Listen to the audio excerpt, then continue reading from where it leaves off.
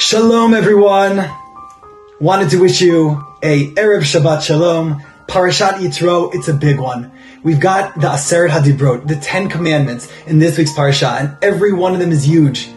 Some of them are really easy for us to understand. Lo tirtzach, don't murder. Every life is worth so much. Lo tignov, don't steal from one another. What type of society would we have if we were stealing, if we didn't value what one another had? We have beautiful ones. We have Shabbat. We have Kibud Avayim.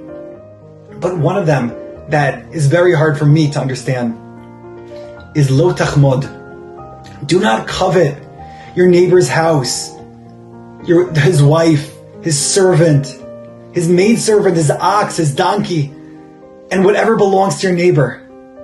Our rabbis ask, how could the Torah tell us? How could Hashem tell us not to covet, not to be jealous? That's a feeling. It's really hard. It's very easy for me to say, you know what, I'm not going to murder. I'm not going to do it. I'm not going to steal. I could do that. But don't be jealous? How can I possibly do that? How could that be commanded of me?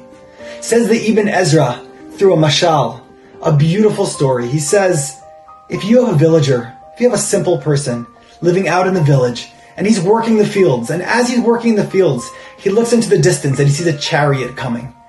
And in the chariot, he sees the princess, the daughter of the king, wearing her gold crown and all of her beautiful clothing. He would not think for a second, wow, I wish that she was my wife.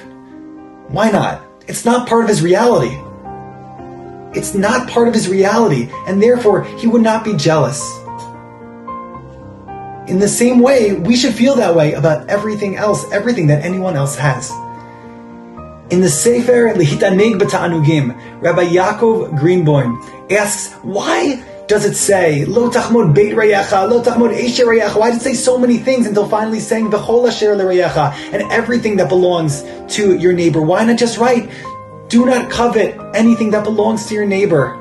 Says Rabbi Galinsky, a beautiful answer, that we often look at one specific thing, at one thing that someone else has, and say, I want a house like that person.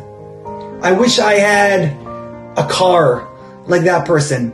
But very rarely do we look at the whole package and appreciate that not everything is perfect for those people. The same person that has those beautiful things may very well struggle in other ways. And we don't covet those things, those struggles that person has.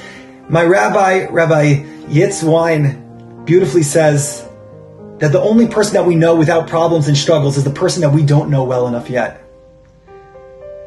You know, I am going to be leaving to Israel very soon, and by the time you see this video, I will be in Eretz Yisrael with over 120 12th graders, public school kids that are joining an Israel trip with NCSY and with Olami Launch.